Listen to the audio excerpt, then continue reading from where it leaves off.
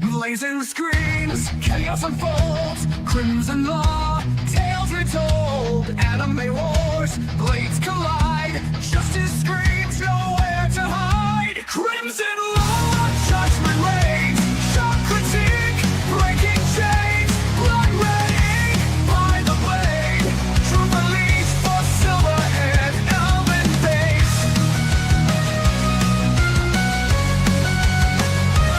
Elven babes. Neon skies, warriors clash, pixel worlds, honor smash, battle cries, vengeance near, crimson's wrath, all shall fear. Thunder roars the verdict grim, mechs explode, lights grow dim, bloodlines torn, broken dreams, crimson law, silencing screams. As heroes fall and villains rise, shattered dreams and severed ties, stand and fight, the time is nigh, rising up to do what's right. Crimson law, judgment reigns, shock critique, breaking chains, blood red ink by the blade, truth unleashed for silver-haired elven babes.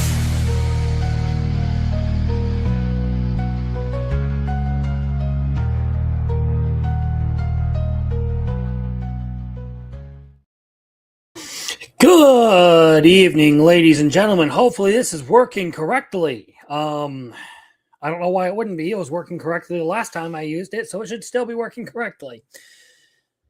So, welcome back to another episode of Animated, and tonight we are going to talk about, a little bit of manga, and we have a bunch of anime to talk about and some waifu rating to do. Haven't quite decided what I am going to do the rating on. I don't know. Maybe we just do it on Nier Automata. Because that's the chat pick that we'll be going over tonight. Either way. Before we get into anything, no videos this week, mostly because I don't want to upload a video on Classroom of the Elite if I haven't finished the series out.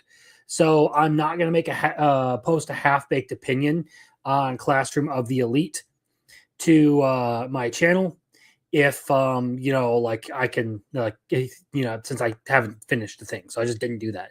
I was working on the bigger project that I have, but that one's taking a little bit more time. I'm trying to be a little bit more professional about that.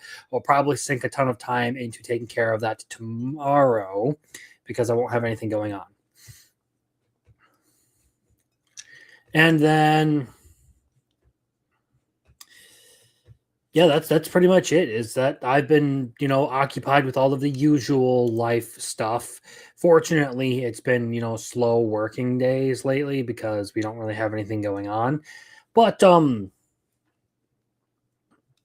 it's still, like life happens, things happen, and you get stuck on some shit. So tomorrow's probably going to be an eventful day just for me trying to take care of a bunch of stuff and get caught up on some things.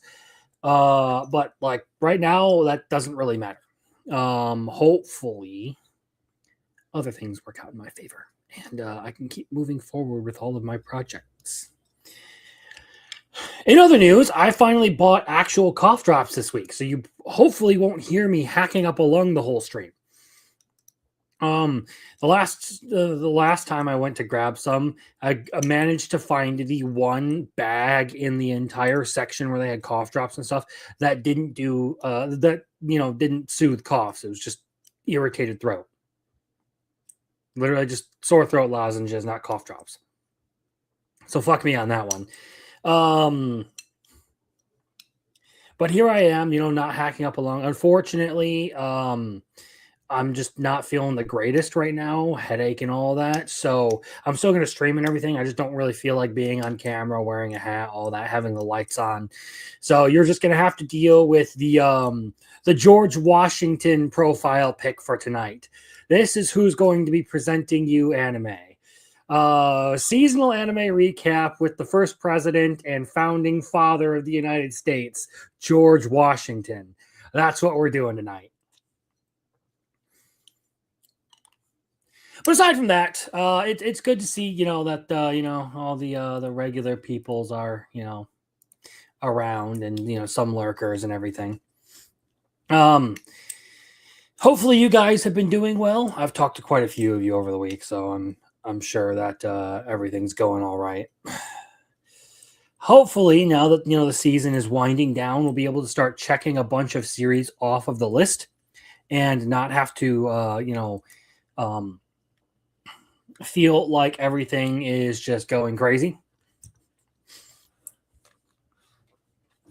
But that being said, we're going to start off talking some chill manga. Now, I read 2 mangas this week that I want to talk about.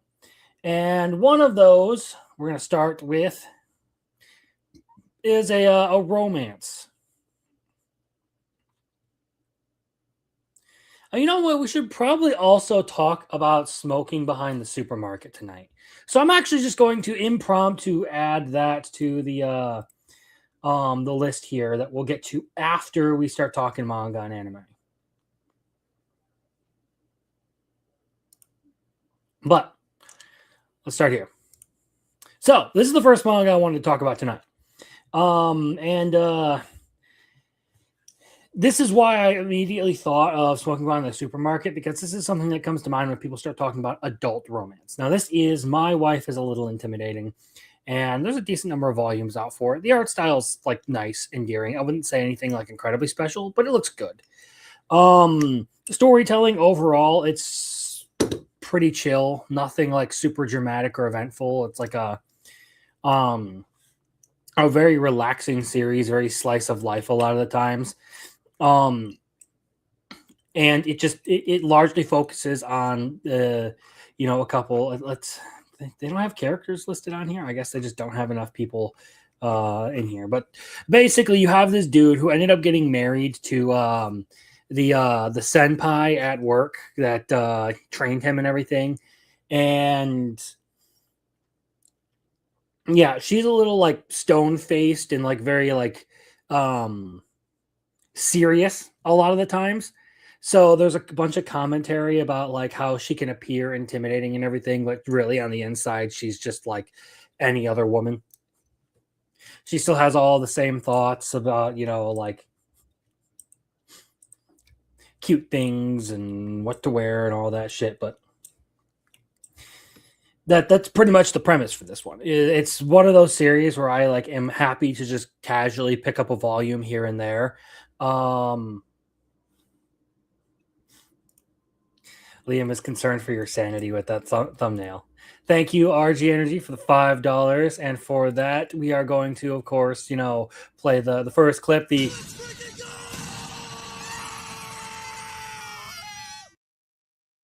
Then, of course, because it's the first one of the night, why fucking not? 理想的な柔らかさ、俺の美意識に間違いはなかった。何をなさっておいでですか。検品だ、検品。 Gotta inspect the goods, especially when it comes to 2B. Okay, so yeah, basically this one's pretty good. Fairly wholesome. And by that I mean there's not a lot of like harsh content or anything. There is like a decently censored sex scene in like every volume of this manga.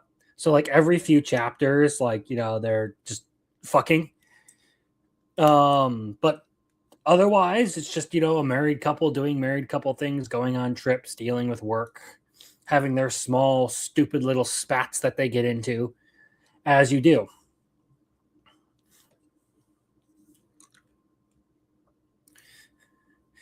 It doesn't matter if you throw me off track or not. I'll recover. Liam wanted me to send a message. Fair enough. Well, we're going to be talking about the anime for Nier Automata tonight. That's pretty much the big item for tonight. And yes, of course, money is money. Gotta get them dollar bills, boy.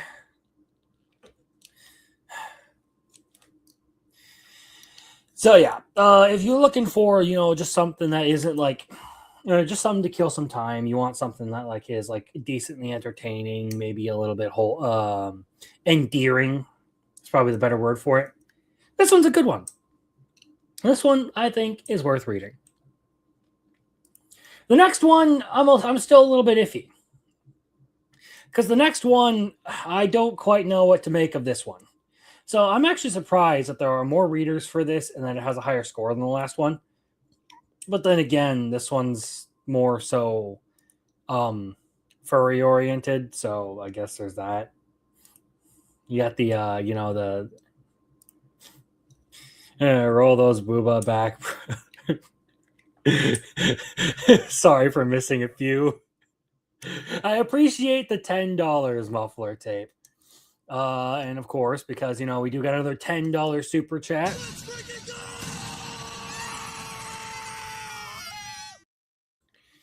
And we'll then roll on in. 理想的な柔らかさ俺の美意識に間違いはなかった何をなさっておいでですか。検品だ検品 And you know what? Why not?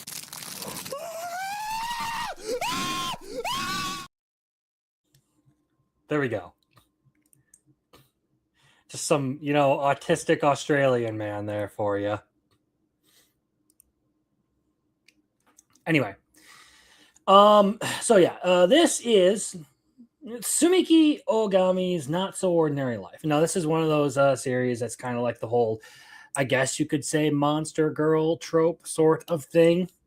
It's kind of along the lines of Interview with Monster Girls or Monster Musume, stuff like that. And they were both like series that I decently enjoy for various reasons. So I decided, hey, you know what? I'll give this one a try. Art style, not nearly as good as what you would get out of Interview with Monster Girls. And honestly, I think that one's probably a better manga than this. Creativity-wise, I don't really think it does anything super amazing or unique at this point. It's just one of those things where, like, it's inoffensive. I don't necessarily have, like, a huge problem with it.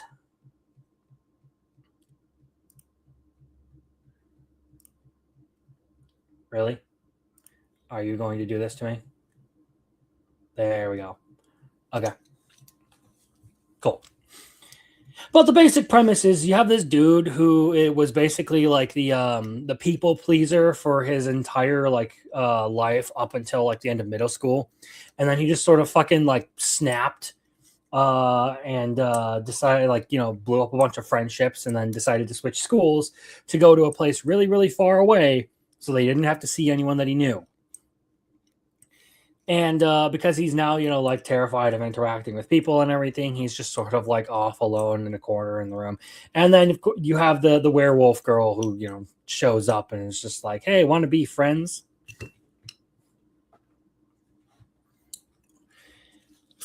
Again, it's nothing too like particularly amazing. I have this rated as a 6. I don't think it's presented any amazing storytelling so far. In fact, I feel like it's too fast paced with how it's doing things. Especially with things that probably could have a little bit more emotional payoff. Like within the first volume, you meet a couple of characters. So obviously, there's the girl on the cover here, Tsumiki, and like she's done fairly well. The main character, I don't really give a shit about the main character. He's very uninteresting to me right now. He almost feels like generic rom-com protag-kun plus. So he's like the next level up from that.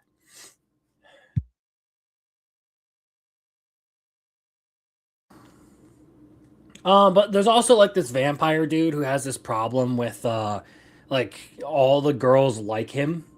And that means that he has a terrible time, like actually making any male friends because they're all either using him or super jealous of the attention he gets from women. And they have a series of events in here that like actually makes him a whole lot more friendly to the main protagonist. And it's just like, all right, well, that happened fucking fast.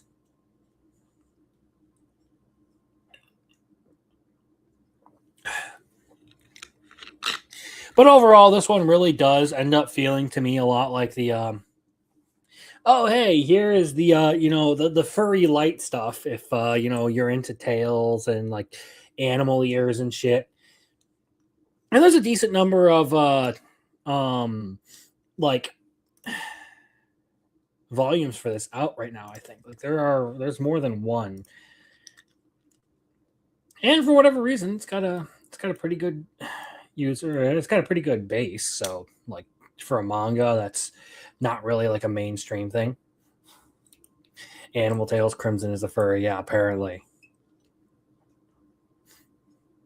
Also, hello, Biggles. How are you doing, buddy? Hope you're doing well.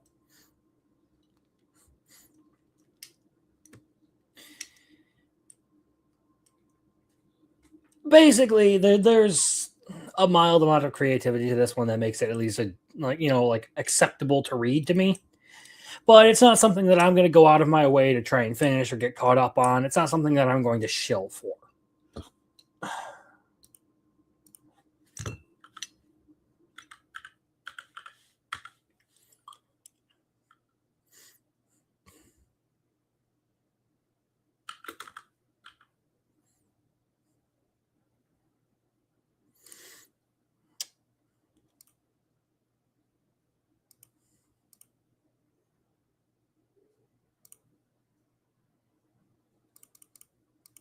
Sorry, I gotta set up the next segment here because I'm literally doing it like as we're going over this.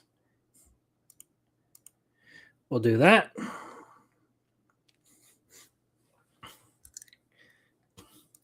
It has been brutal. Oof, man. Oof. You mean peak? It's peak. It's so peak. It's the greatest ever. Apparently, that's what a lot of people think about this series. So we're going to talk about this before we go any further into anything else. I know I commented quite a bit about this when we were doing RCS's birthday stream. But this is a show that, like, I don't understand the hype behind. Like, seriously, like, the distribution on this one is actually kind of insane, given that I think that this is actually just, like, sort of like an okay romance series. Yes, and I've watched about half of the series at this point, considering there are 6 episodes out. No, I'm an ordinary citizen since the B-Day is gone. Correct. So yeah, look, there are some actually like good points here with this series. Like it's very chill. I think when we were talking about it on RCS's channel, we described it very much like a vibes anime. And that's a pretty good description of what you're getting into with this one. It's not like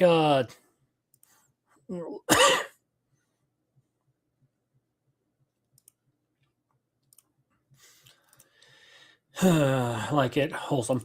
I'm going to continue watching it because I at least have a positive impression of it. I will say that, like a mildly positive impression of it. I'm supposed to not be coughing, but I don't know. I feel like this is.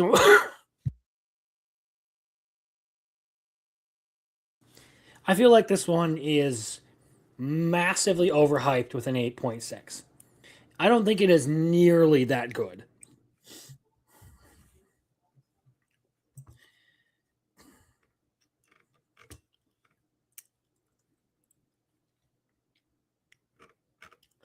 But so be it. I guess people are just going to, do the typical Glazer thing that they do. One of the interesting things about this is that a lot of people have brought up like, oh, it's nice to see an adult romance and everything. But people don't actually care about adult romances.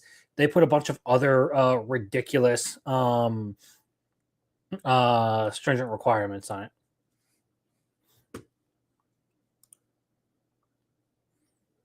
I respect it. It's a 6, fine. I understand why people like it, but Mao is way too high. Yeah, it's not like I hate this or anything. Like I'm still gonna like finish this out. It's just I guess I'm not in the know on this one. I guess I'll be the contrarian this time around and say that it's not that good. I'll stick to my guns on that one. Either way, it's a decent anime. Like it at least has a little bit of like an interesting romance going on. I think it's a terrible idea for Crunchyroll to release it early and all at once. That seems like it's pretty ridiculous. Because I'm pretty sure that as soon as this whole thing is done airing, you're going to see it basically leave the zeitgeist and almost no one's going to talk about it. As opposed to doing this a week by week thing. But the binge model is something that I guess a lot of people fall into and a lot of streaming services really seem to like. So they're going to keep doing stuff like that. Because for whatever reason, they decided that that was how they were going to do things.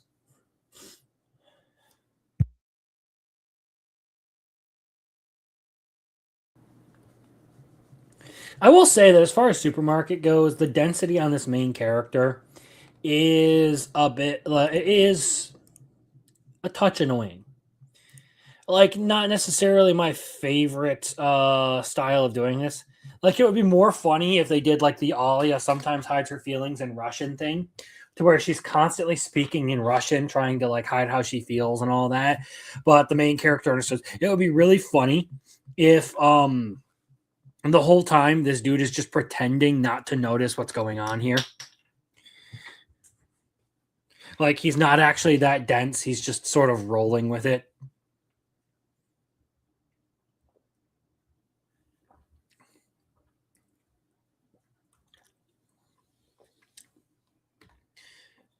But I doubt that's actually what's going to happen in all this. I doubt that they're actually going for that. This does seem like it's going to abuse those tropes a little bit more and be a little heavy on that kind of stuff. So I don't imagine I am going to be happy with a lot of, the way they do tropes and everything in this series, but it's not bad. I don't hate it. It's not the worst thing out there. It doesn't actively infuriate me. Therefore, we're chill. We're chill. All right, so that brings us around to the chat segment of the night, and we are going to talk about what was selected last week, and that is Nier Automata version 1.1a. And now, before we get into this, I will say to anyone who is here, if you want the chance to pick an anime for me to watch and review live on the stream and even make a video on, now is your chance. At the end of this segment, we will be putting all the suggestions on a wheel and we will be spinning to see whose anime will be the subject of next week's stream. So, if you got suggestions, feel free to throw them out or hold on to them. Basically,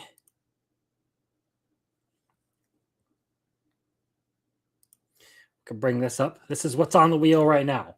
So from last week, we had Arceus with Shikimori. I believe Kirk's had Tenpuru. Death Parade was from the comment section. Record of Lodos War. And I believe it was Brittany who said look back a couple of weeks ago.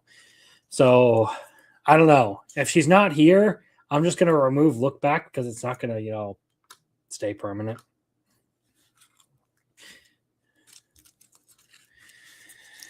We'll do that. And Jeremy says girlfriend.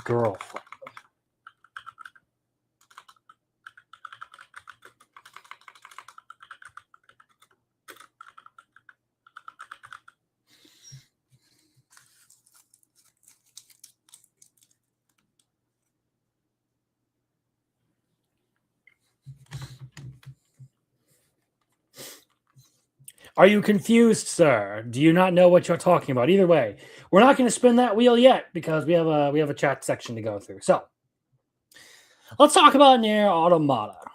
I have complicated feelings about this that I'll elaborate a little bit more on tonight.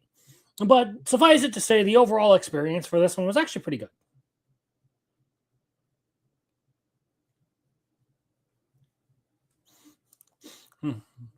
that can be next. The next one. I don't win these often anyway. So yeah, again, if you're gonna stick with girlfriend, I'm just gonna leave it on there unless you otherwise say so. So I'll preface all this with the same thing that I prefaced here in my review. I am no fan of Nair. I've never played the games or game. I actually don't really know if there's multiple or not. Sorry. I skipped this anime outright when it first released. Nothing about it particularly tickled my fancy. Oh, right. And also, Biggles came in and said Genius Prince. I forgot about that one. I should put that on there.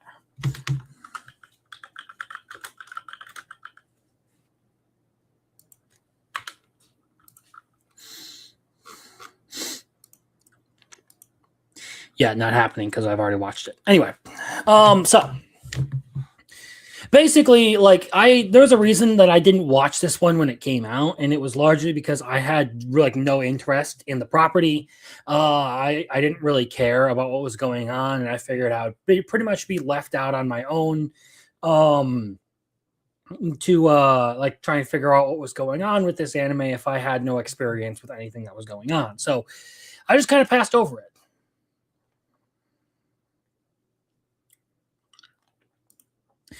So, as far as that goes, I'll have to fix that later. I was literally just notified through email that I have to update my payment method. So, that's on my end.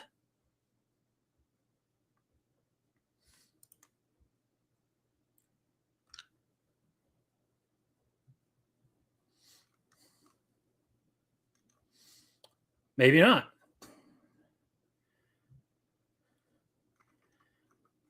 Oh, also, there was this.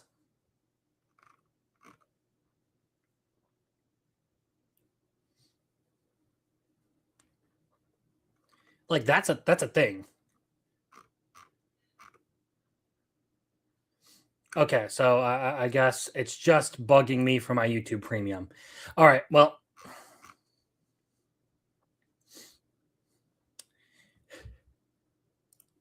sorry. Okay, now that we've got that sorted out, all right, so yeah,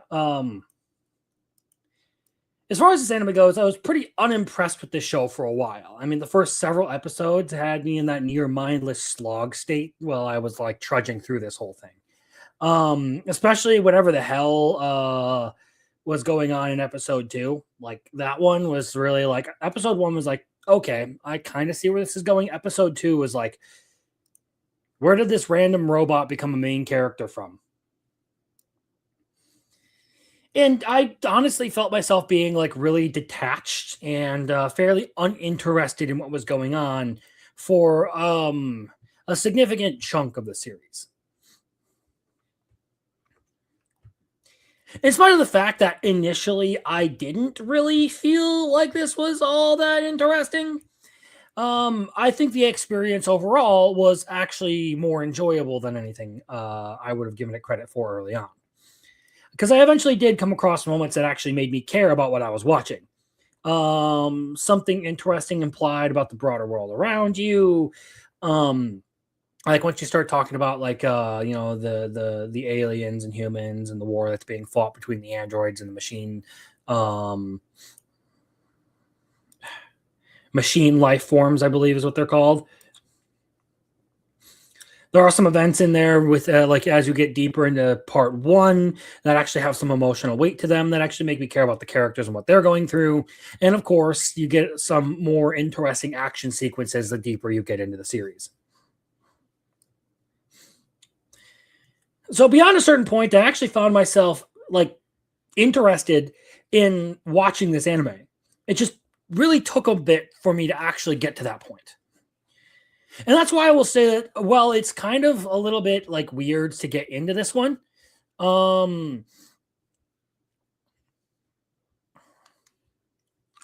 It's good overall. Like overall, the experience is actually pretty good. You won't recommend getting through the first part of it, or you won't regret getting through the first part of it if you're like me and have to sort of like sit through that part. because it actually does give me a lot of what it actually ended up giving me a lot of what I was hoping for. So, in spite of that, I think the anime, yeah, okay, so I already went over that. In terms of character writing, I think this one's pretty highly competent. You can look at, A2, 2B, 9S. They were all really good characters in the long run. I think it's probably because they draw from, a more popular game as the base. I don't know what they actually do in comparison to the game with the anime, but what the anime does in and of itself is actually pretty good characterization. I like how they went about doing that. Even the side characters, you get characters like Rose and stuff like that, or Pascal, felt like they eventually became fully fleshed out people.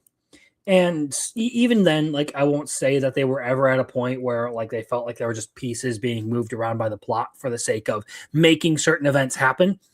But they really do start to feel real the more and more you actually get into the series. And that's one of the things that I actually like you can observe about a bad show. Is once you start to like certain shows, we'll say Solo Leveling, because I like to dunk on Solo Leveling for how popular it is. So in Solo Leveling, you will have characters who are there solely for plot convenience. They aren't written like characters. They aren't even written like people. They only exist for certain events in the plot to happen. And that is the worst kind of character writing you could possibly give an audience. And it's the least attractive thing you could do in a lot of these situations. You don't get that out of this show. Like, even with side characters or minor ones, like, I don't feel like there was a point at which I was sitting there looking at a character being like, oh, you're just here so that this happens. You're just here so that the plot can move on. You are a convenient excuse to get over a hurdle that the author couldn't figure out otherwise. No, like they actually all fit really well in here. And it's a series that doesn't feel like it is governed by the whims of the writer, but more so by the choices that the characters are making.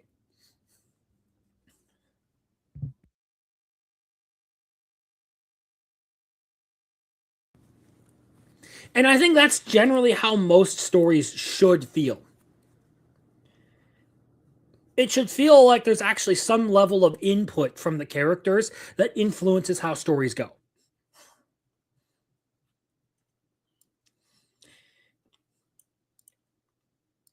And I don't think that the plot overall is any worse than the character writing. I mean, world building, character development, and any number of twists make it something that you can't really find much complaint about. Like it's solid. There's no real like aside from like I guess one like segment early on that really does feel like a waste of time. Everything really does blend into an overall narrative that it's pushing. It's efficient. It doesn't really waste a lot of time. So like I don't have any complaints. There's no segments in here.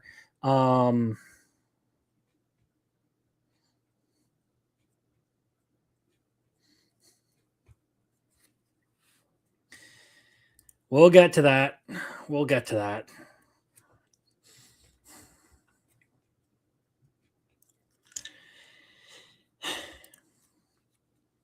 So like as far as like the actual plot of this anime goes, it's solid. You get a full story. There's no loose strings laying about. Like there are no there are no loose threads. Like everything pretty much gets dealt with right up to the end, and you get a satisfying conclusion out of it. You're not left wanting more. You can come in, watch the whole thing, and back out, and like you will have been better for it.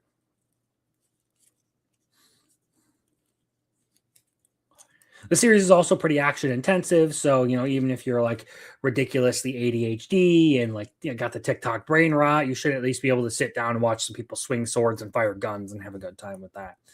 It definitely doesn't lack in terms of fighting. It also doesn't really compromise on the core ideas being presented throughout the whole series. So, like, it's pretty consistent ideologically about what it's trying to get at. It may not be very obvious at first, but as you get deeper into it, you kind of see that there is that consistent through line to it. There is, the themes of personal connection, purpose, and of course, you can also go through and pick out with that last fight there, the conflict between, whether you're going to choose hope or choose despair when the time comes. There's a lot of things like that in there that really do play off of, again, character development, world building, the overall plot of the series, many of its themes. It all ties in really, really well.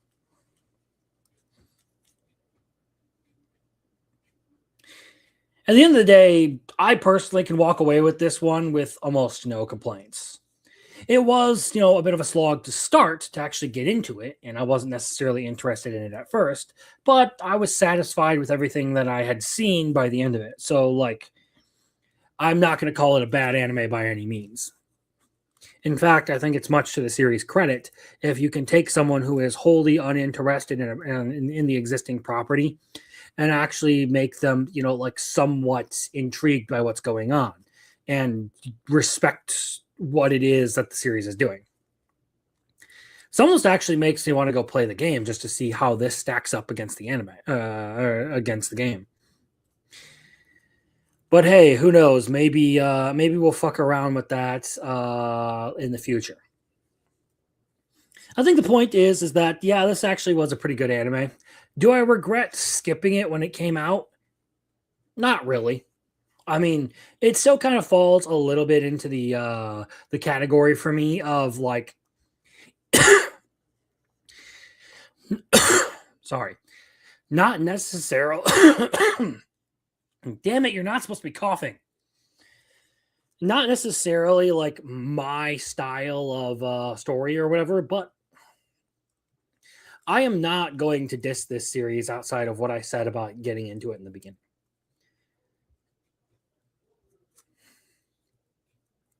It all pays off very well. So I was pretty happy with this one. I thought it was pretty good.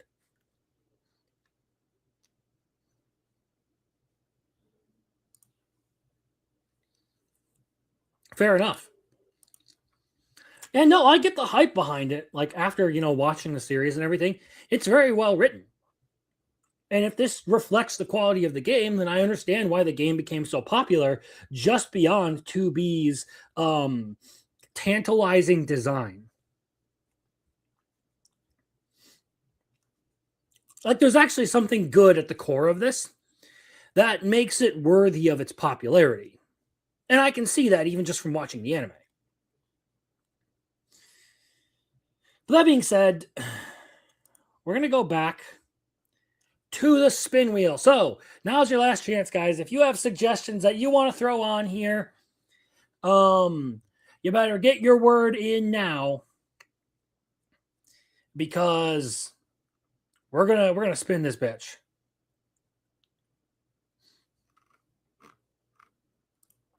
Creative way to say booba.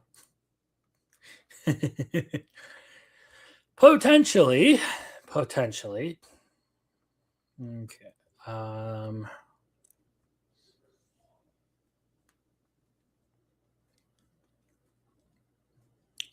DanMachi.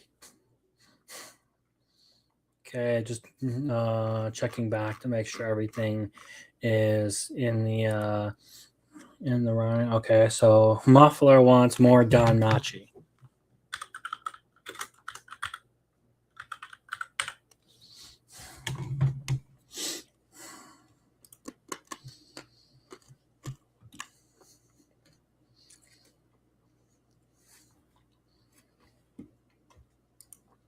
I'm aware, Biggles, but we've already watched the first 2 seasons.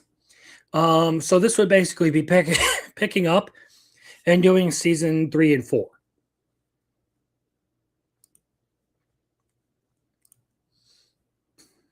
And the spinoff is probably better. Interesting decision.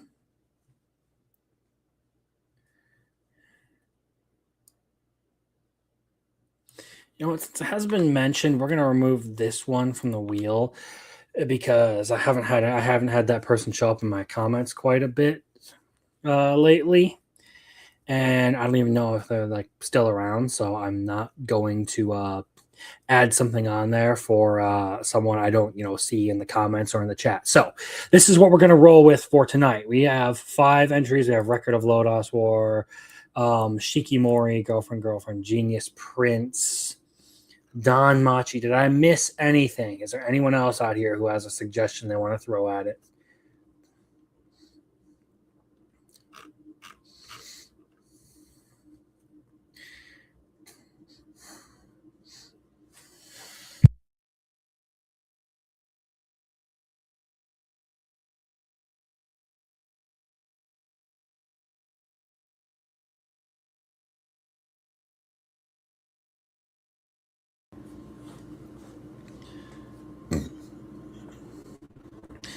All right, well, here we go, guys. Let's see what we got.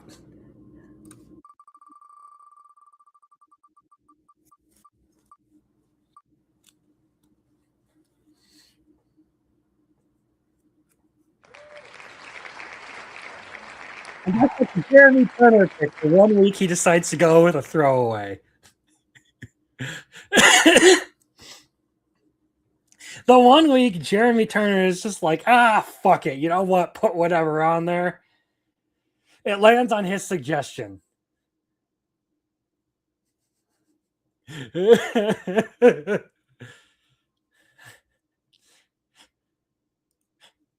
is very true. This is very, very true.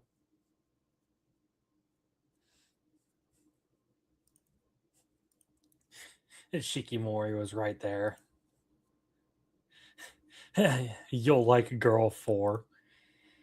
Interesting. All right, well, we'll leave those on there for next week. So basically, I'm just going to start making it a habit of like, I'll leave these on for the next week. So if someone misses a week or whatever and wants to suggest the same thing, it stays on there. But if it's but after that, like after the first week of someone not showing up, I'm going to remove the suggestion from here. Just so that it's not like people are putting suggestions on and then fucking off and it just sort of loads up the wheel. Keep everything clean, encourage people to actually engage with the show, and move on. So with that being said, we're going to put this on the list.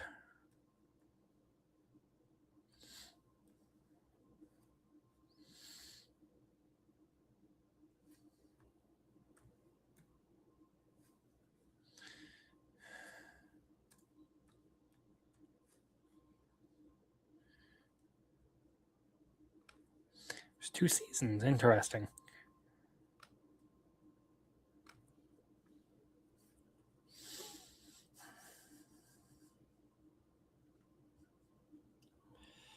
You like it. It's It's Proto 100 Girlfriends. An interesting watch. I'm going to hate it. Okay. Don't think I will like it. I like watching Crimson suffer. So I thought maybe we should just put bad stuff. Go fuck yourself. Go fuck yourself. Go fuck yourself, Pickles. Go fuck yourself. He hates Urusei Yatsura, and the comedy is kind of similar. Kinda. Try Nights. I don't know, man. You haven't seen stuff like Mars Red or Garzy's Wing.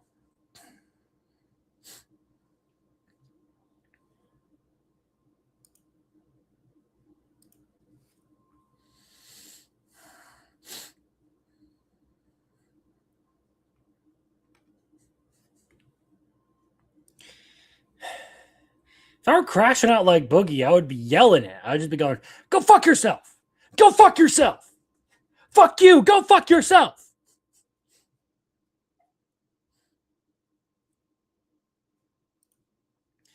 This is a bold statement. It also says nothing about Garzy's Wing or My Sister, My Writer.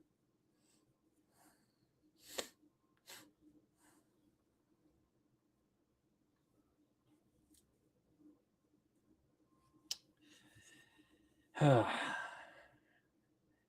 nonetheless, it is time to begin. It is time to talk about.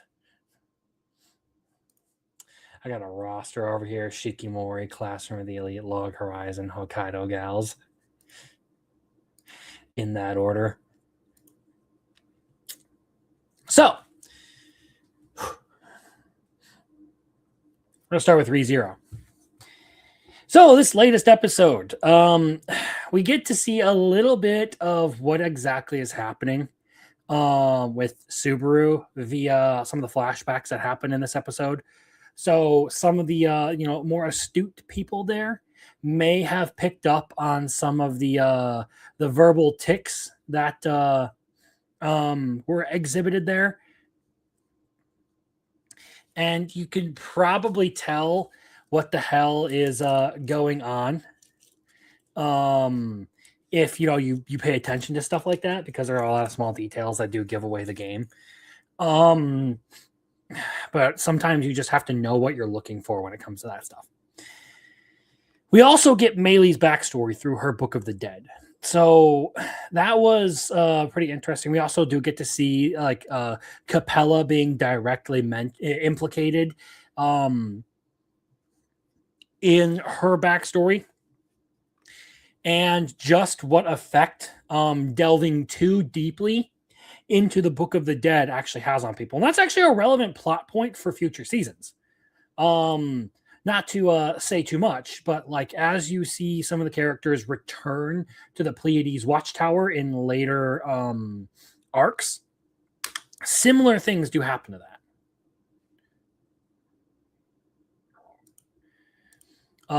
Can you explain what Rom said at the end for me? Are we talking about where she put her finger to her mouth and did the quote of what Subaru said in the green room?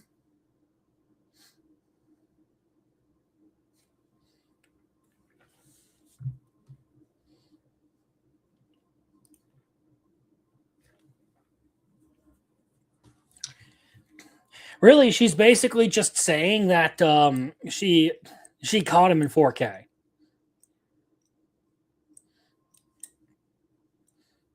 Basically, I know you're a fake. And I have been watching you this whole time, so I saw what you were up to.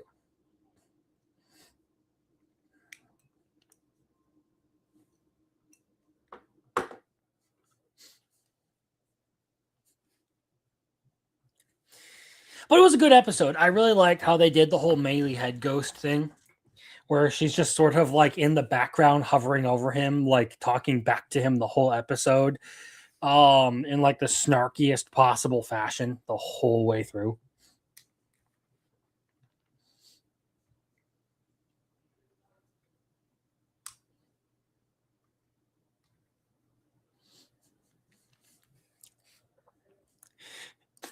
I don't trust her. Bro's paranoid about the 14-year-old girl.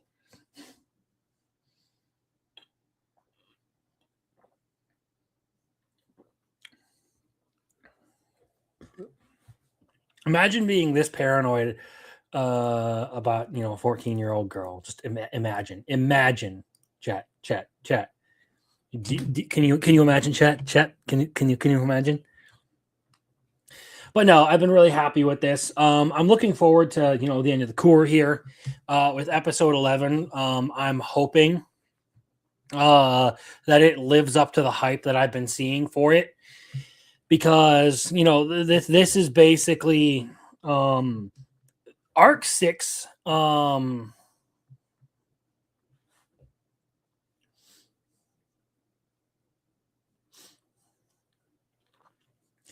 Arc 6 can be divided into 2 segments.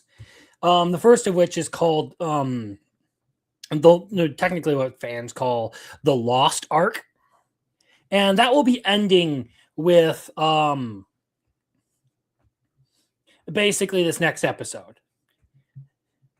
And then you're going to transition into the second part of Arc 2. And that's going to be interesting to see what the fuck goes on there. So yeah, I don't want to say too much because there's a lot of commentary I could provide, but like at this point, I'm just sitting here like I can't say too much because I don't want to spoil shit. I want to leave everyone to their paranoia and their anxiety over what's going on. I want to leave everyone as lost as possible because that is the best experience you can get out of this entire season. It's just being completely lost up until the end and everything fucking clicks.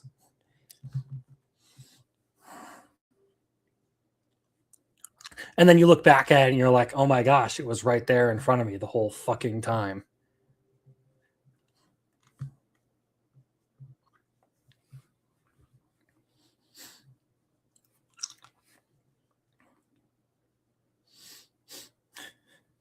But I lose my mind thinking more.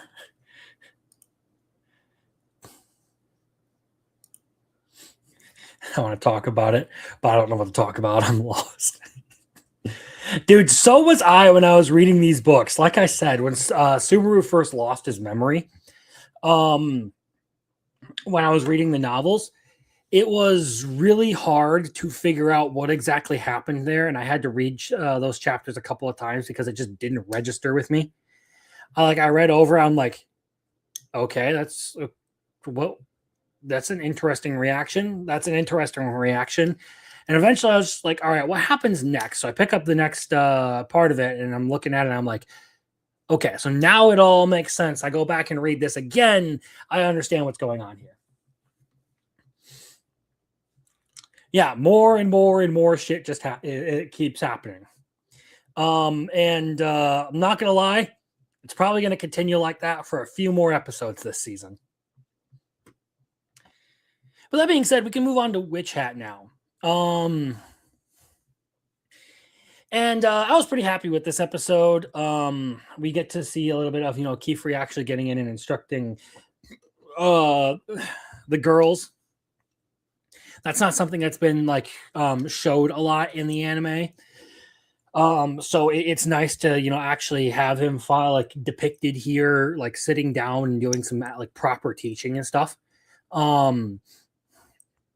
And that's where we get, Coco's specialty and everything, where Kiefer is talking about how, she should, she specializes at straight lines and everything. Meanwhile, he's encouraging her to, pick up, practicing all her weaknesses and everything. So, it seems like pretty, basic stuff, but just generally the way that, they go about having him actually teach the girls and contrasting him with a lot of the other witches who take on apprentices was nice this episode, especially as you get to see the one who was just very uninterested in his own apprentice as you get to the second test.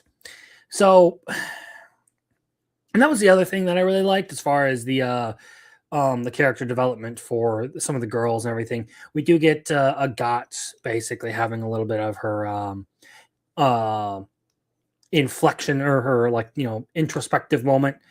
Just looking back at herself and realizing maybe I've been too harsh on Coco and everything. Maybe I shouldn't be so tough on her. As they're going into the second trial, you also have the stuff with Riche being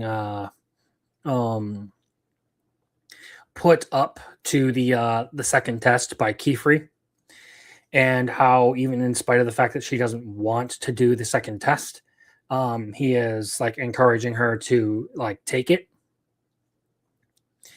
and push her limits and not just lock herself into only doing the things that she wants. Which is interesting because there's a quote that's sort of a joke within my family that I can relate to on this. And it goes a little something like, if you only did things you were good at, you'd never do anything at all. And it was kind of a similar situation to where my parents were basically encouraging me to learn how to play a few different sports or whatever. And I didn't want to because I never really cared about sports or anything. And I was just like, well, I don't care to do it. I'm not good at it. And I got hit with that quote, to which my response was, hey, thanks for saying I suck at everything, Dad. It's been a bit of a joke within my family, but at the same time, it's like, I don't know, something that's been fun to carry around and actually has a little bit of an interesting point to it once you like sit down and think about it.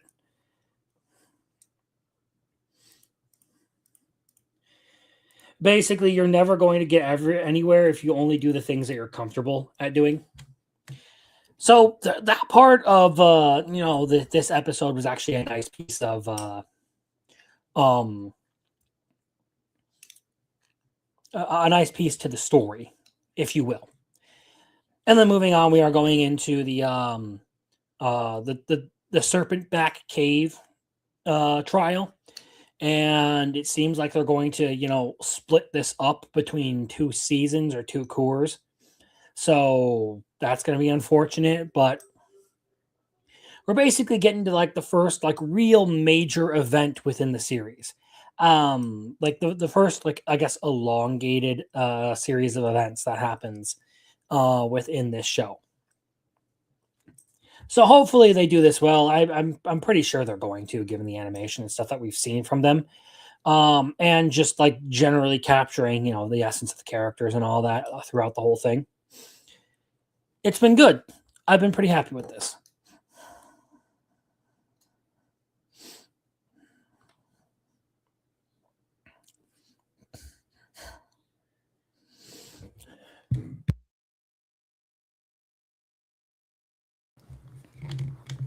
All right, and now we move on to the surprise NTR episode of the season, and that is Mistress Canon is devilishly easy. So of all the things I thought I was going to see today, someone developing a cuckold fetish was not the thing that I thought I was going to see.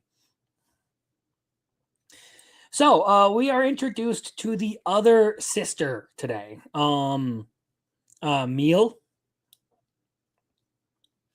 And she is basically, a streamer who live streams herself just to, take her mind off of things and everything. And the other part of it is one who she is absolutely obsessed with her older sister, just like the other one. So, like, the 2 younger sisters are basically just copy clones of each other, except for one is, a masochist, and the other one is a cuck. Or a cuck queen, I guess. And the whole thing of just her, like, telling herself, like, I'm a nasty pervert, realizing that she's totally into, seeing her sister flirt with the with main character here. Honestly, it was ridiculous. It was actually pretty funny. Just like way out there. Like, again, really good episode, playing up the absolute ridiculousness of this whole family. And I think this home visit has actually been like the most fun part of this whole series. Like, the whole thing has just been bonkers, batshit insane the whole way through. We also do get a little bit of the the swimsuit episode going on because they do the whole beach thing, and just overall straight up shenanigans. And bro was only 1 stamp away from full approval. I'm here to keep saying I got a W finally.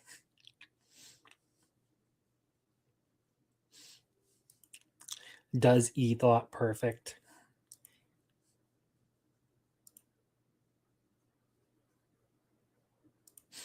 You guys told me what was going to happen. It was still crazy to watch. Arceus finally gave us a good suggestion. Everyone dunking on Arceus tonight. But yeah, like, it was a solid episode. And the last thought like I have on this one is, okay, so every girl in this family has had some ridiculous fetish going on. The mom is a Shotokan. The younger sister is a masochist. The other younger sister is a cuckold. How bad is the dad's problems going to be? Or is this going to be where you get the comedic relief of he's the only normal person in this entire family?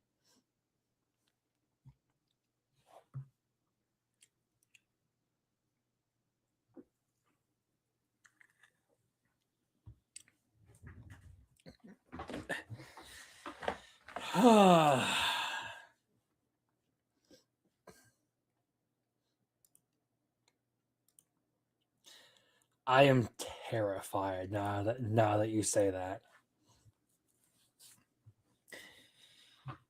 But now it's time to move on to it's time to move on to a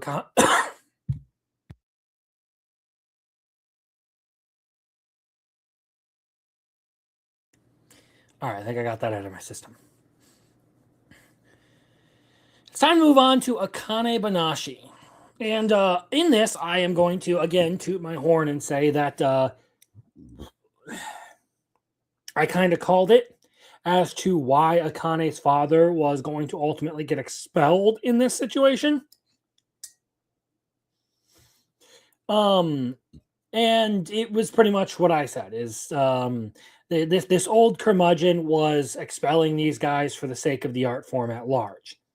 Although when I gave my initial interpretation of it, I said that it was because he was trying to cause get a scandal going to draw attention to Rakugo.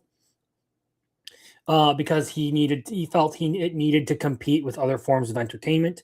In this, it was more so that he wanted only the best of the best to represent Rakugo.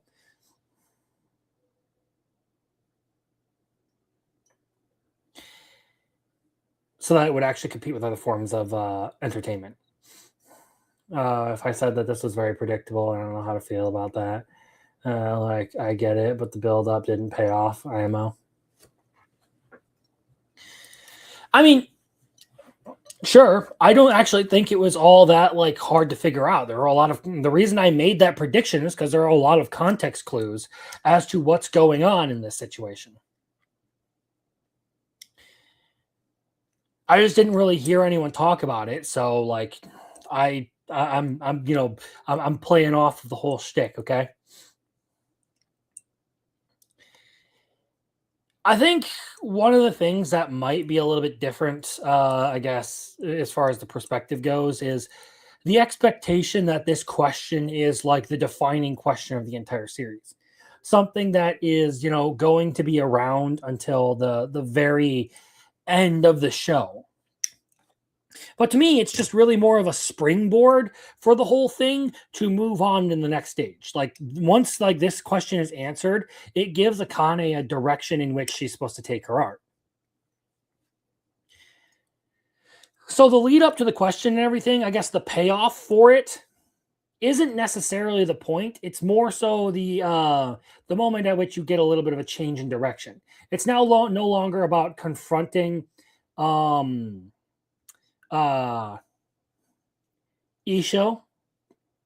It's more so about proving him wrong.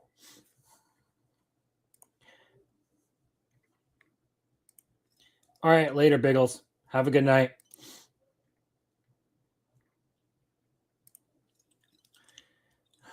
We'll start here. I get where the old man is coming from, but it was still a dick. Yeah, yes, absolutely. A complete dick move. Just let him fail the test. Don't throw him out completely. I think the point was to try and force a lot of the other people into different tutoring situations to give them a bit of a different instruction style. So that they would improve in different ways, or maybe people would find teachers who would help them, cover their weaknesses and everything. But yes, you're absolutely right. It's still an absolute dick move. I don't think the series has any ifs, ands, or buts about that. It's straight up Akane is. I don't think anyone really thinks that it is the right thing to do, but they can at least respect the decision because it came from someone who cares about the art form. That was more so the position that I got out of all of that. It was a really good episode. I really liked the character interactions. This one, it's cathartic with Akane. Not a big surprise though. Yeah, pretty much. It's by no means hard to figure that one out. Great. Just that specific part didn't feel right with me. All right. I get it.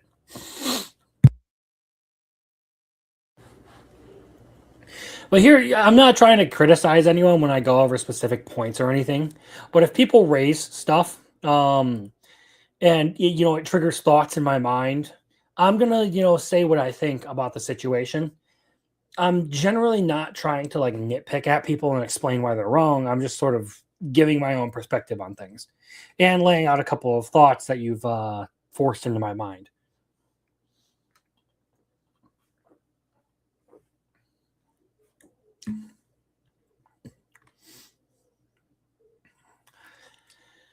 But all things considered, I think that this was a good episode. Very solid episode for the series overall. I like that you see a couple of the other people who were throwing their lot in with the competition are now actually going out and looking for like proper teachers and everything. After Akane showed up and like rocked the whole event.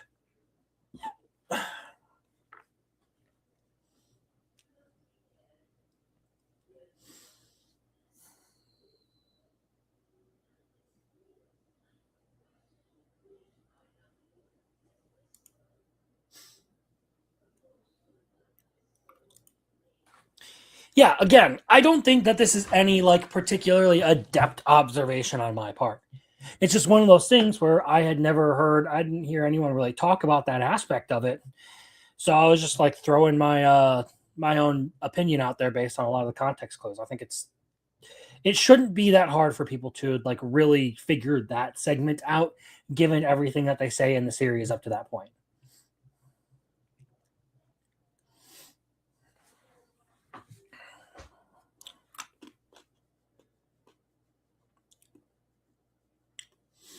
With that being said, we're going to move on to Agents of the Four Seasons.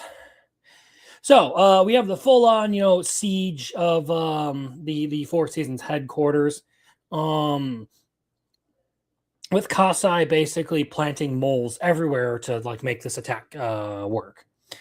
And that's what we pick up on is we have the one girl who is holding the guy hostage in the midst of in the middle of the streets and everything, trying to keep Rose from going to the headquarters and doing something about it.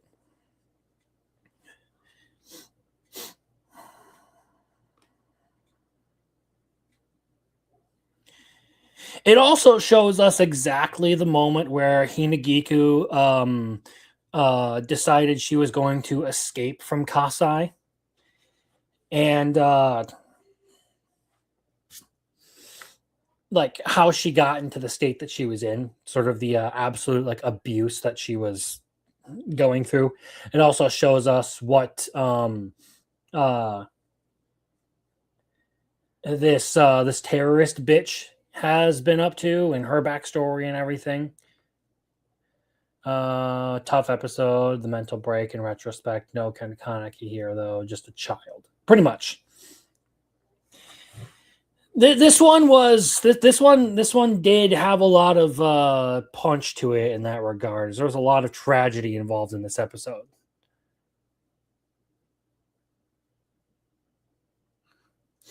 Yeah, and this is one thing I think a lot of people will mistake is in this case, you're getting an explanation for why she's so fucked in the head, but it is in no way trying to justify the things that she has done.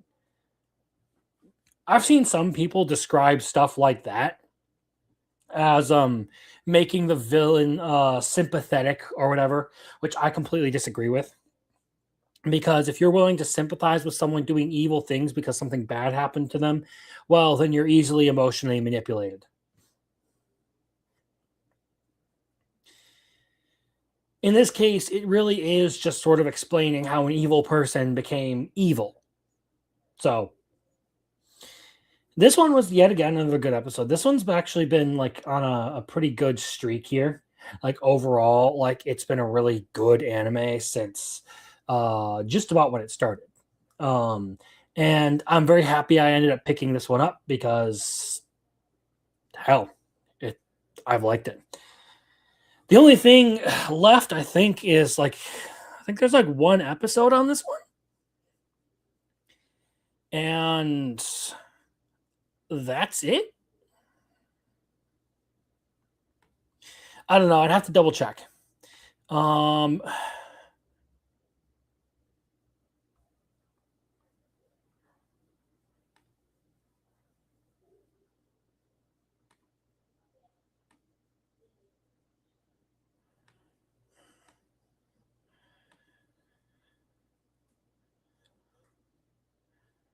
2 episodes left. Okay.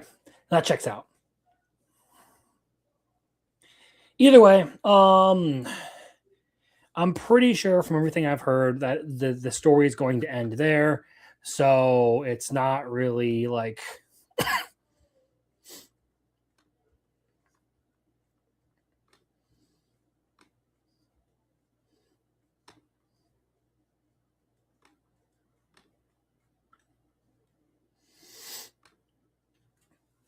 sorry. Okay. Focus back on the stream now.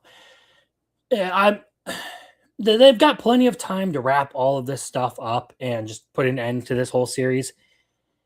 So I'm really hoping that like they give us a good conclusion to everything here. Again, really happy that I picked this picked this one up. Like it's been a good show. The next one on the list, of course, would happen to be Ascendance of a Bookworm.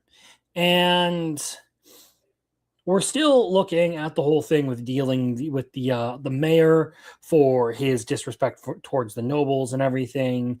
And we learn a little bit more about, Mine's physical condition with the whole like hardened mana thing that's going on with her. So they're now taking steps to actually like remedy that part of it. And again, now that the series feels a whole lot more like it's doing a consistent story rather than this sort of like piecework thing that has been going on for the first part of it, I like it a whole lot more. I actually think it's a far more solid story now than what it began with. But of course, amidst the whole thing where they're like gathering the first step to this potion that they're going to make to help fix Mine's physical condition, they have monsters attack, and then one of them becomes a giant monster because it steals a fruit from Mine that she imbued with a bunch of mana. So it is now a serious threat that they have to deal with and call in reinforcements to deal with. This whole thing has turned into a little bit more of a clusterfuck than I guess anyone expected, but it's been good. Like I said, once Bookworm decided it wanted to actually be consistent with what it was doing, this season anyway, it's felt like it's been getting a whole lot better.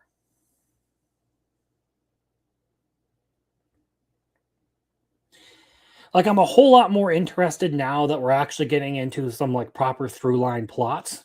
And like chaining episodes off of each other and having those events overlap. The project stuff this season wasn't necessarily as entertaining, probably because I wasn't binging it. So it felt a little bit more scattered as you're going week from week, between weeks, with like seemingly wildly different episodes each time. So it'll probably look better once the whole thing is completed and all that, but for a weekly model, it's not necessarily the most satisfying way to go about it.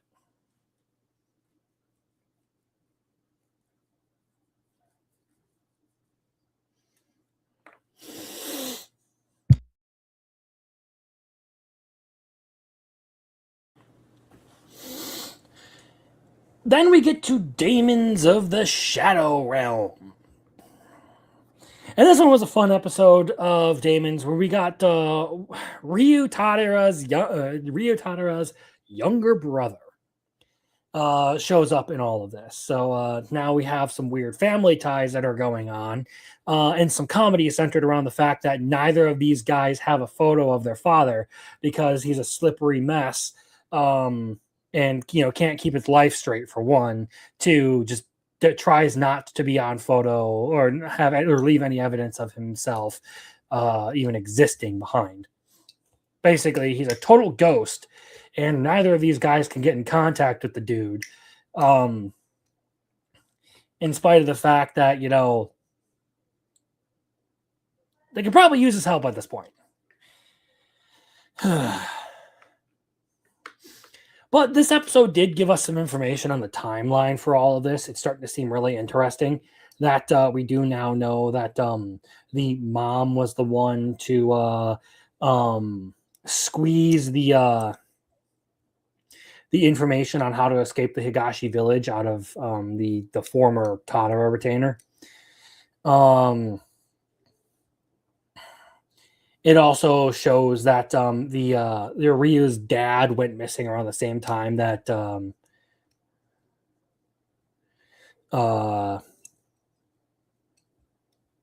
Yuru's Asa and Yuru's parents vanished. So there's some interesting coincidences there. And with everything that's happened, it's like small issues with Crimson and Manga Cafe from today. Oh, we'll get to that. We will get to that. But before we do, we got a couple of other entries, so I'll save that one. Either way, this episode probably wasn't the most exciting thing out there, but I do think it adds some very interesting context to everything that's going on.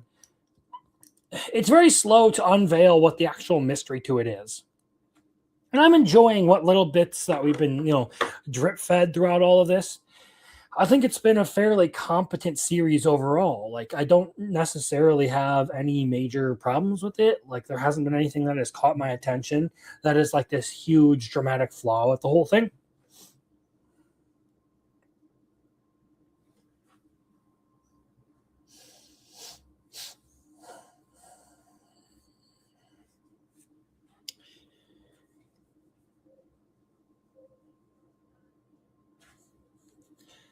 Hopefully it doesn't take a nosedive or anything, but I've heard good things about the manga from people who have read it.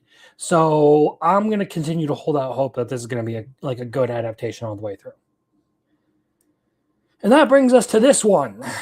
I made friends with the second prettiest girl in class. So, in this episode, Maki throws a tantrum. Of course, that's not all that happens, but he basically, finally vents all his frustrations to his parents, talks about how he actually feels about the whole divorce and everything, and decides that he is going to, fully commit to this relationship with Umi. Which is nice. Finally, we've gotten a resolution to that part of it. Very satisfying part of that. Also, we do have Umi making up with some of her other friends there. So they were able to, I guess, patch things up in the end. Anyway, all in all, a very upbeat and positive episode. One that, I don't know, is a nice change of pace from some of the more dramatic happenings of the past couple of episodes. But it was good. Now we still have we still have some time left with this one, so I don't know where they're going to go from here. I don't know. Maybe focus on some side characters. Maybe do a little bit more with the main couple or whatever. Who knows? Either way, it's gotten its satisfying point out of the way, so it has some extra episodes basically to play around with. And hopefully it does some good stuff with those.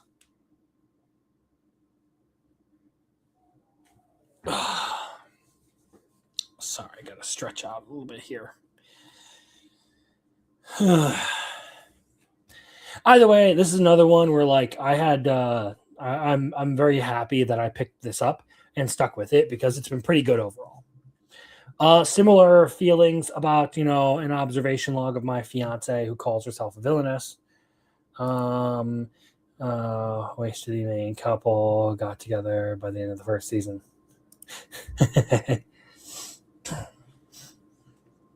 So, we get a final resolution with the heroine and all this, and she's decided to go and make an attempt to try and bring her light spirit back. So we're not going to see any more of her. We also learn a little bit more of, the lore behind the kingdom and how there's these supposedly special children who are born to the royal family every so often. I don't know. This episode wasn't necessarily the most amazing thing because it mostly just dealt with the prince and the heroine, and it wasn't exactly my favorite thing there. But it still fits in with everything that's going on. Like, I still like it. I'm looking forward to the next episode that we get out of all this, because now we're like jumping 2 years into the future, with the wedding basically being the last episode is what it looks like, and now the little brother kingdom is also ruled by Targaryens. I don't know what that's supposed to mean, but nice. Either way, Baratia's little brother seems to be pretty intense about his older sister, so we're going to see where this goes. And now we get to Ichijoma, the manga cafe.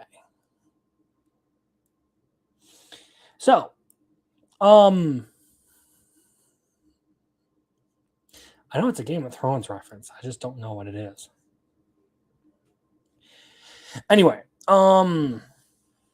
so seeing a Christmas episode in June is kind of fucking funny to me, because it just feels weird to watch someone do a Christmas episode when you're literally having the hottest temperatures all year.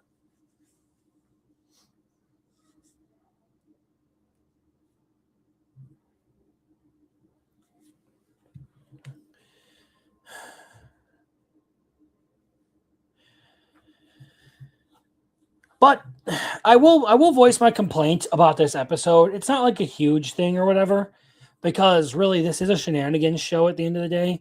It is nonsensical to begin with, so it's not like a huge problem. Christmas in July was a huge thing in the 90s.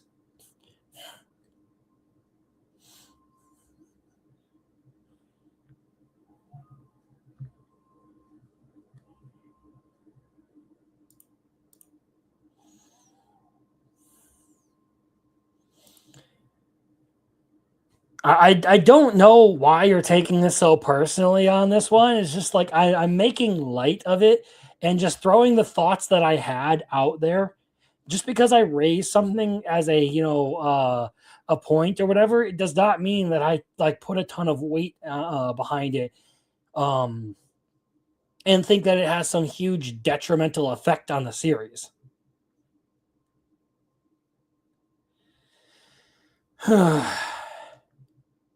Like, it's okay. I'm just pointing out that it's funny to have a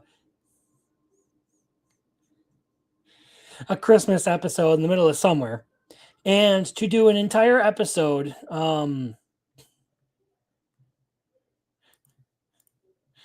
to be contrary indie reviews. Fair enough. And basically, this whole episode was dedicated to a gag that is like completely contradictory to how Mako has behaved in previous episodes. Because up to this point, every time Mako has been confused with the mangaka that Rie is obsessed with, she always tries to correct her and very clearly states, like, I'm not that person. I'm not that person. And now she's terrified of being outed as not that person.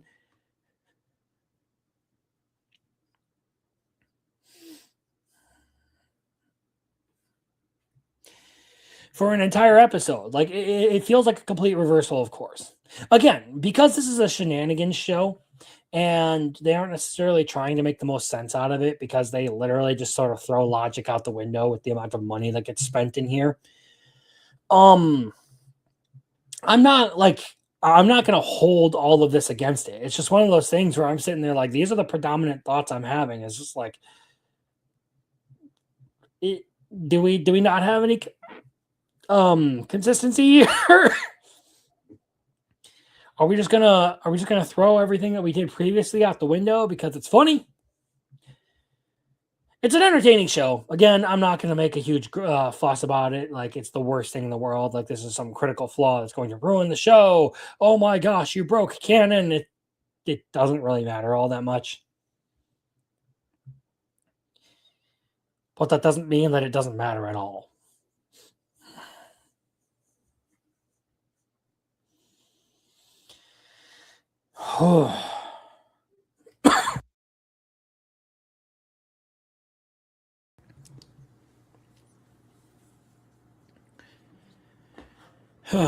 Regardless, it's staying there. Mostly because like I don't necessarily know if I'm impressed enough with Scum of the Brave to, move it up or anything. But I didn't hate this episode of Scum of the Brave. We do get to an end to this whole thing against Levy and her students and all that. We see all these people getting the shit beaten out of them and all that, and Yashiro and the girls moving on to deal with the Dark Lord. And that's kind of an interesting scenario that they've gotten themselves into because I don't know, this chick manipulates swords somehow. So now there's just swords flying everywhere, and I'm just like, okay, well, like I get the danger and everything, but I don't know, this doesn't seem like a terribly unique power. They'll probably explain a little bit more about it in the next episode, but I don't know. As far as story goes, I think I've like capped this one off like overall as like just as an experience overall. This one is going to go down in the interesting category. I don't think that at this point I need to really like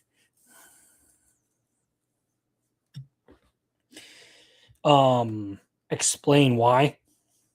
It's got its problems. It's a rough show. A rough show. I think it's decent enough in certain elements to actually make it a watchable show. But there are a lot of rough patches to this one and a lot of places where it could have like been way better.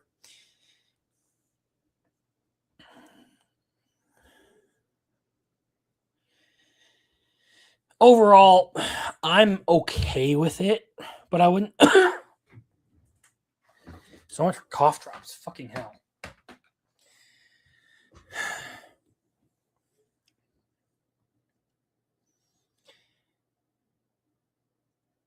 Basically, it's not the most amazing thing out there, but I think it's fairly watchable. They actually had like a decent bit of animation for a few seconds in this one, but that's about the only positive thing I can really say on that front. Not a must watch, yeah. Honestly, it's actually a fairly low priority series for me at this point.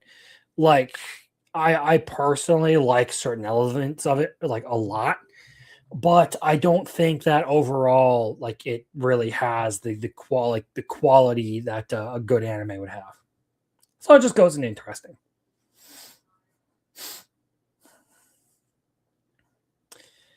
That brings us on to Mao, and I actually decently liked this episode of Mao because we do get a little bit more information about Nanoka and her connection to Mao. We see a little bit of some changes in I guess how he or how his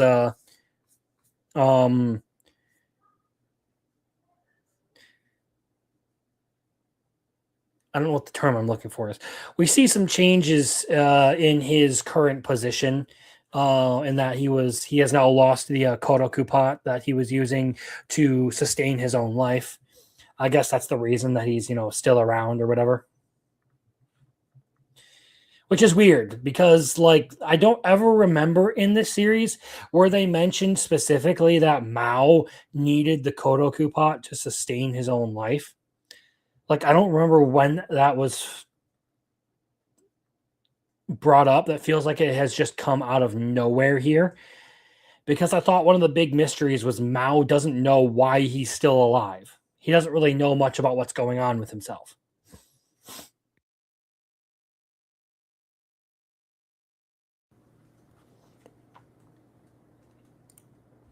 Did they mention it? I guess I just missed it then. Huh. Either way, so we now saw that Nanoka has brought this man back to life with her blood, and there's a they got that connection going. And there is actively someone in Kyoto who really, really, really wants to kill Mao. So I'm curious to see where they're going to go with all of this, but I wouldn't say that this is like a must watch yet. Like, it's piqued my interest again, but it's not a must watch. Was a much better episode than the last one. Yes, actually, I agree with that. Like, that was a better episode than the last one we got. That last one with the giant water dude was not that interesting at all, actually. All right. Let's talk The Angel Next Door Spoils Me Rotten. Okay, so this is another one where I am going to, bring it on down to the interesting category. Because, look, I enjoyed this show, but I feel like this season overall has been quite a bit of a nothing burger.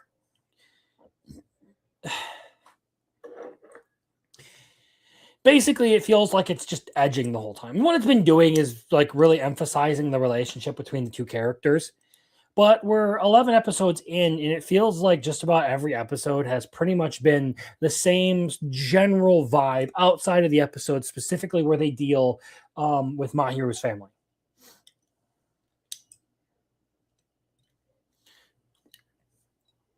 I can see it.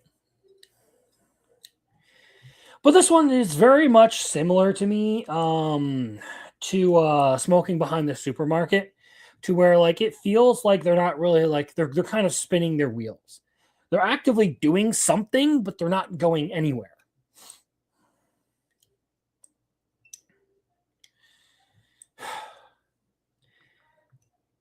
So like they actually worked all the way up to a relationship in season 1. I was hoping to see a little bit more out of their relationship in this season, but it hasn't really gone much beyond, the same sort of like mild intimacy that they have shown each other throughout this whole thing, just holding hands, hugging, kissing, all that kind of stuff. Hey, we're going to share a bed together or whatever. Like, I don't know. It's felt very anticlimactic over the course of this whole thing. We do have Amane getting a part-time job in all of this, and he's getting bugged about whether he slept with his girlfriend or anything. And of course, we do have like the actual positive, like likable, wholesome elements of this, where he's literally willing to, like go out of his way to put Mahiru at ease, which is one of the qualities that I actually enjoyed about this show. But again, that can only go so far when it feels like you're not actually doing much with what you have there.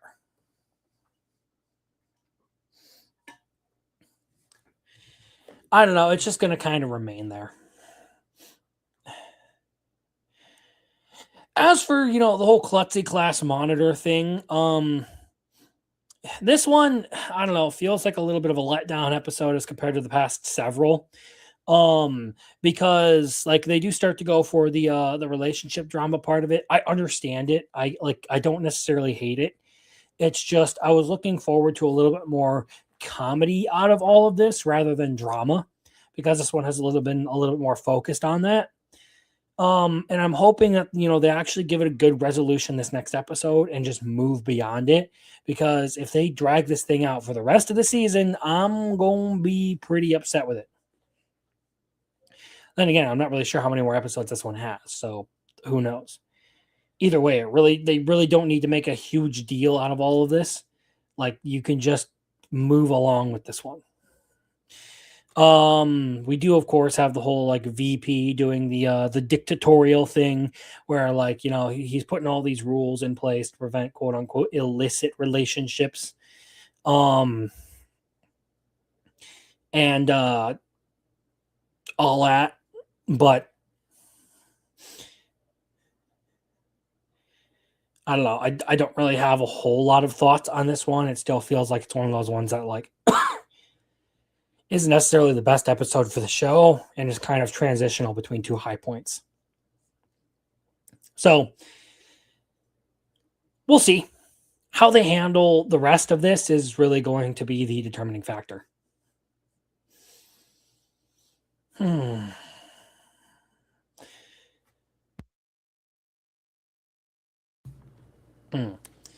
Okay, so always a catch. That brings us around to this.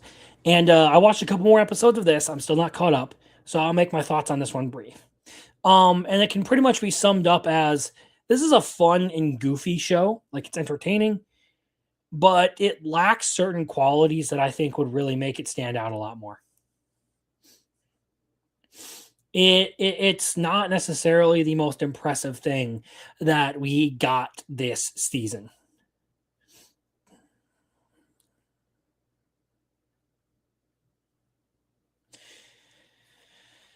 I think it's the worst of the two villainous shows, even though it technically does have better action sequences. Like, the animation's actually pretty decent for this one. But the way that it's written just isn't necessarily my style for these kinds of stories. It's way too lackadaisical in certain areas, and it feels unprofessional at times. So I'm moving that one down a little bit more. And that brings us to, of course, Wistoria. I'm actually going to move Wistoria back up to the very good category because I enjoyed this last episode. We get to see Will's first battle and the origins of his powers. And we get to see the whole thing of, how he and Alfie nearly got themselves killed as they were children because they were reckless and overconfident. And we do get to see why Alfie has such a huge admiration for Will. At the end of the day, though, this really did rely mostly on just like the backstory part of it. And now we're moving on into the second bloom with this next episode. So hopefully we get some good stuff out of this. I'm hoping we get to see Will actually, use some cool powers and stuff in all of this.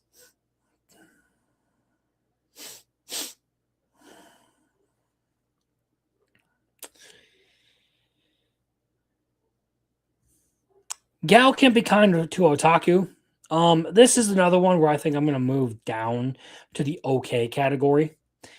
There's nothing particularly wrong with this, but this is another one that's been kind of like holding the status quo of the whole series, and not really deviating much or doing a whole lot of like amazing things.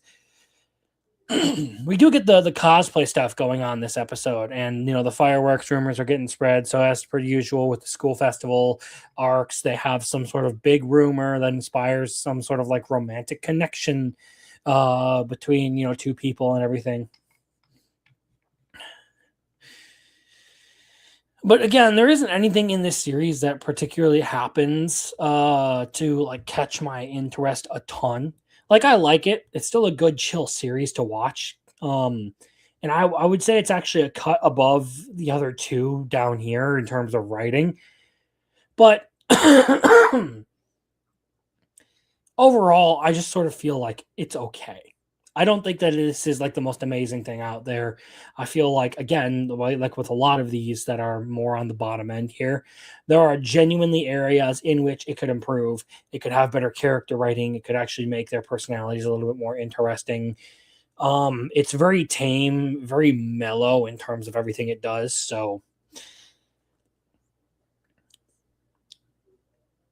not necessarily the most appealing thing when you're watching a ton of shows.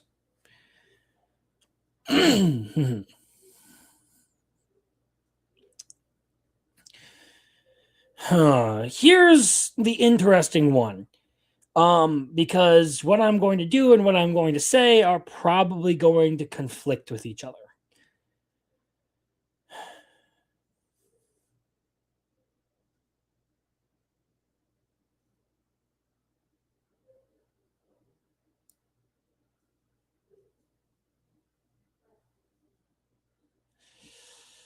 I don't know. I'm stuck with this one. I keep going back and forth on what I want to do with this one, actually. On one hand, episode 4 and 5 were actually very interesting. I thought they were really good episodes. Just strictly in terms of writing. I like how they did the characters. I like some of the developments and everything that have happened with them. I like the whole thing with the train and all that. Like, there were some good, like, shock value moments, some like really good like actual developments there. All in all, I don't have a problem with the series as is, except for one like major nagging question that makes it really hard for me. And the big thing that I'm sitting here like stressed out about is like it makes it really hard to care about what's going on when these characters can literally just be erased and everything that's been going on undone at the whim of two rather unstable people.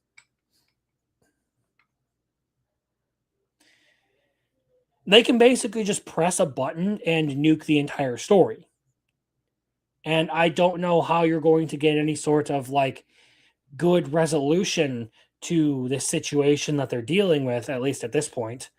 Because I'm 5 episodes in, so there's still more for me to watch. I don't know how you're going to get a good resolution that at least makes sense without some, Deus Ex Machina involved.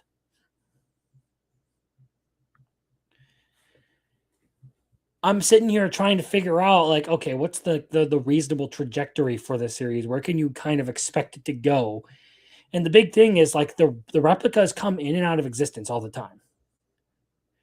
They can literally just, be there 1 second and be gone the next. And if the people who create the replicas choose to never create the replicas again, what happens then? Then, of course, you also have the issue of, these are like literally copies of existing people. How do you go about existing in a world where you're a copy of someone, a supernatural copy nonetheless?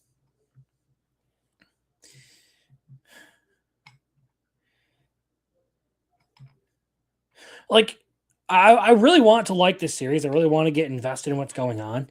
But these are questions that are sort of like weighing on my mind, sitting there like constantly like looming overhead of like, okay, how do you deal with this situation logically in a satisfying way for the audience that doesn't require some hibbity jibbity bullshit to come out of nowhere and fix all your problems? How do you do this without literally having the fairy godmother come in and say bippity boppity boo and moving on?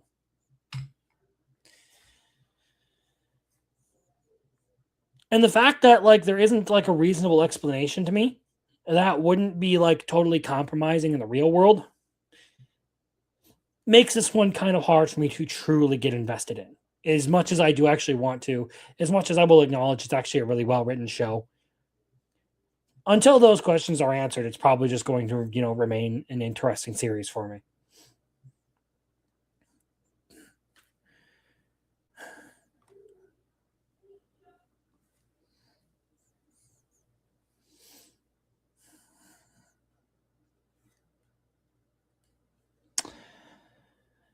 All right. Let me get to the Barbarian's Bride, and this is another one that I am going to move down to okay, because this has not necessarily been an amazing adaptation. The more and more I watch it, the more I'm just like, all right, you know what? I'm less and less invested in this anime as time goes on, because like the manga is just infinitely superior to this. We get basically the dragon fight in this, and it was really uninspiring when we get to this one. Like, it was hard to watch. Again, with this manga, with the series pretty much being censored, not necessarily, enthralled by anything else that's going on. And just generally speaking, it again feels like a downgrade from the manga. It doesn't necessarily do a good job of making me feel like this series represents its source material the way it should. So for that, I am putting it down in the okay category. I'm also trying to redistribute this list a little bit more before the end of the season. So I'm probably being a little bit more critical tonight than I actually have to be.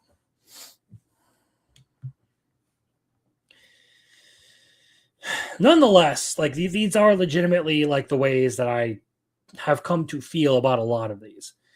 I'm I'm gonna finish this one out, but I don't think I would recommend it to anyone. I would literally just say go watch or go read the manga. But then of course we get to farming life in another world. And this one,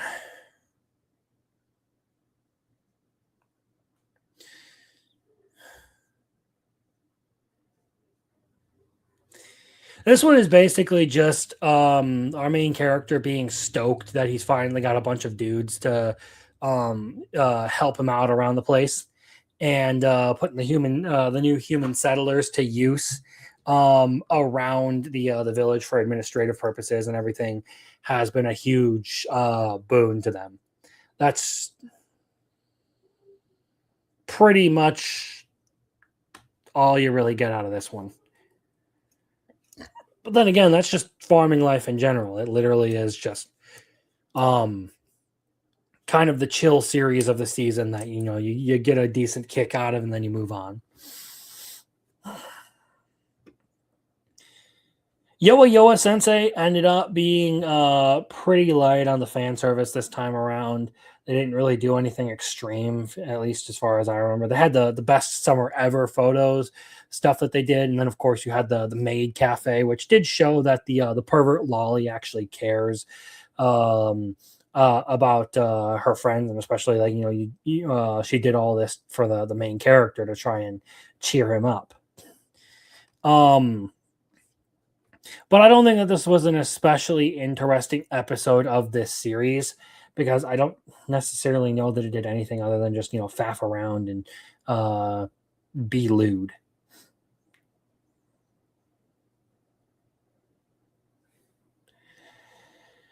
And then, of course, with Kusunoki's Garden of Gods, we do have the whole final battle thing going on.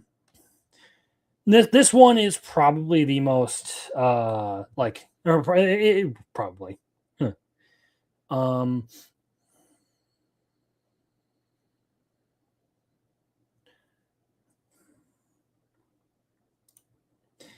As far as this one goes, like it's basically the same as always. I watch it because it's like a dumb comfort series that I don't hate, but it is by no means something that I think everyone should check out or that I would recommend. It's literally just like, oh, hey, you want this random dumb adventure to happen this week? Here you go. It's basically going to live in the shadow of farming life because farming life does exactly that, but better. Like actually like competent in a lot of ways. Like it actually provides some entertainment value, it provides more entertainment value than what Kusunoki's Garden of Gods does.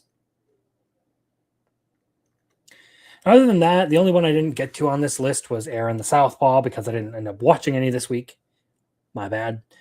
But that's pretty much how I feel about anime as of right now. We're kind of, winding down the season, and I have made it my point to try and level things out a little bit more.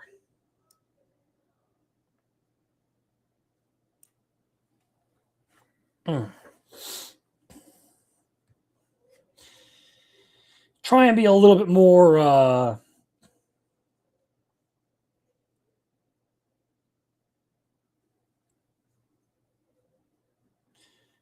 realistic with some of these rankings, and I guess not let my own subjective opinions of things run too wild anymore. I generally tend to get kind of top heavy with some of the ones that I really like. So with these last couple of episodes of animated before the end of spring, I'm going to be a little bit more realistic with my appraisals of some of these things. So that being said,